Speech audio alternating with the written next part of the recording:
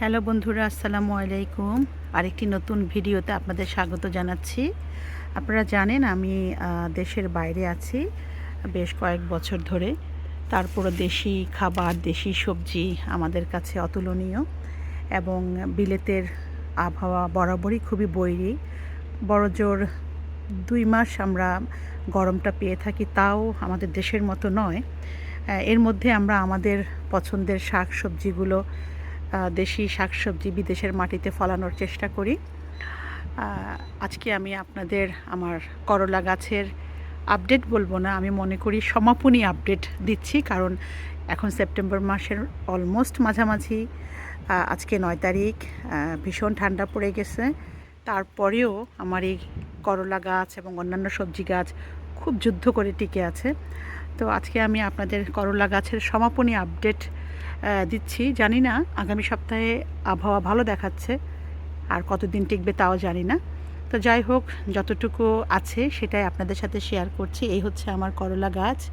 এখানে আমি দেখেছিলাম কিছু করলা কোথায় গেল খুঁজেও পাচ্ছি না।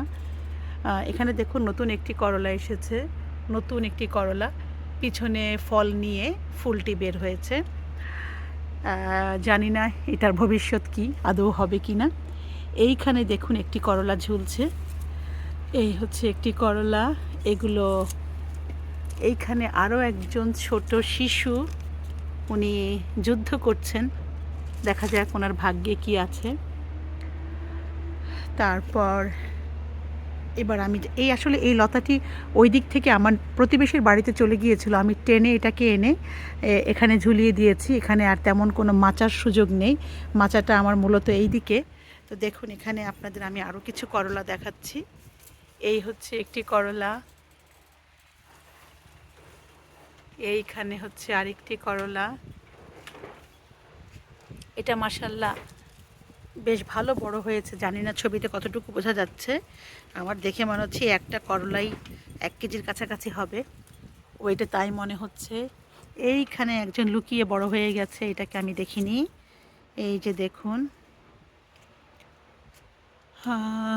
এইখানে একটি জোড়া করলা ঝুলছে।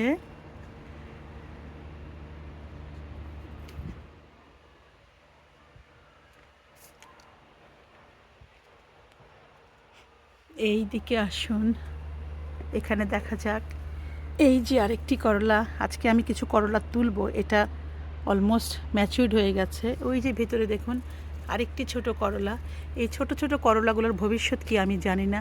এই যে দেখুন বন্ধুরা, পাতার আড়ালে থাকার কারণে অনেক সময় দেখি না। এই যে আরেকটি দেখলাম, এটাও আমি এতদিন দেখিনি। খুব খুশি লাগে হঠাৎ করে যখন পেয়ে যাই। আমার জানা মতে এখানেও বেশ কিছু করলা ছিল।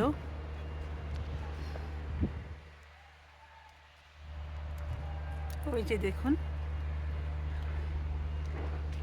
ওই যে আরেকজন লুকিয়ে আছে ছোট, এইখানে একটি দেখা যাচ্ছে। তারপর মাচার নিচেও আমি কিছু করলা দেখেছি, দেখা যাক ওনারা কেমন আছেন।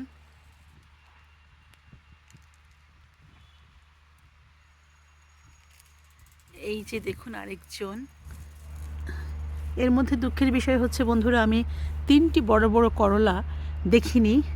পেকে হলুদ হয়ে যাওয়ার পর, আমি এই রকম রং হওয়ার পরে তারপর দেখেছি, কারণ সবুজের মধ্যে বোঝা যায় না।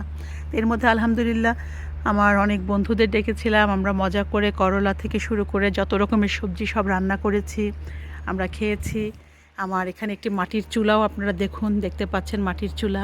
এই চুলায় আমি রান্না করেছিলাম নানা ধরনের সবজি দিয়ে।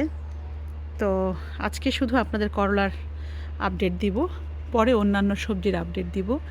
তো ভিডিও বেশি লম্বা করব না বন্ধুরা। আজকে এখানে ভীষণ ঠান্ডা লাগছে আমার, আমি কিছু করলা তুলে এটা ভাজি করব আজকে। আস্তে আস্তে গাছ তো নষ্ট হয়ে যাবে, সুতরাং এগুলো রেখে দেওয়ার কোনো মানে হয় না। তো আপনারা কে কীভাবে খান? আমি শুধু করলা ভাজি করেই খেতে জানি। ইদানিংকালে শুনছি কিছু বন্ধুদের কাছে করলা নাকি রান্না করেও খাওয়া যায়। তা আপনারা কে কীভাবে করলা খেতে পছন্দ করেন, কোন অঞ্চলে কীভাবে করলা রান্না করা হয়, অনুগ্রহ করে আমাকে জানাবেন। তাহলে আপনাদের মাধ্যমে আমি কিছু নতুন নতুন রেসিপি শিখতে পারবো। এই তো বন্ধুরা, ভীষণ ঠান্ডা, ঘরে চলে যেতে হচ্ছে। দোয়া করবেন আমার ছোট ছোট করলাগুলো যেন টিকে যায়, তাহলে হয়তো আরও কিছু করলা অন্তত খেতে পারবো। এই যে দেখুন, আরও সুন্দর সুন্দর অনেক ফুল আসছে করলা গাছের। বেশ কয়েকটি ফুল আমি দেখতে পাচ্ছি। কোথায় গেল? এই যে করলা গাছের কিছু ফুল আসছে। এরকম অসংখ্য ফুলে গাছটি ভরে আছে। দেখা যাক কতটুকু কি হয়। তো সেই পর্যন্ত আপনাদের কাছ থেকে করলার জন্য, আমার পরিবারের জন্য দোয়া চাই। সেই সাথে আমরা সবাই মিলে আসুন দোয়া করি আমাদের প্রিয় দেশবাসীর জন্য। আমাদের দেশের জনগণ সবাই যেন খুব খুব ভালো থাকে। আপনারা সবাই ভালো থাকুন। আবারও সবাইকে অনেক অনেক ধন্যবাদ। ভিডিওটি শেয়ার করে, লাইক দিয়ে, কমেন্ট করে আমার পাশে থাকবেন। আমি একেবারে আনাড়ি ভিডিও করি। আমি জানি আমার অনেক ভুলভ্রান্তি হয়, ভিডিওর কোয়ালিটি ভালো হয় না, কিন্তু আমার খুব ভালো একটা সময় কাটে।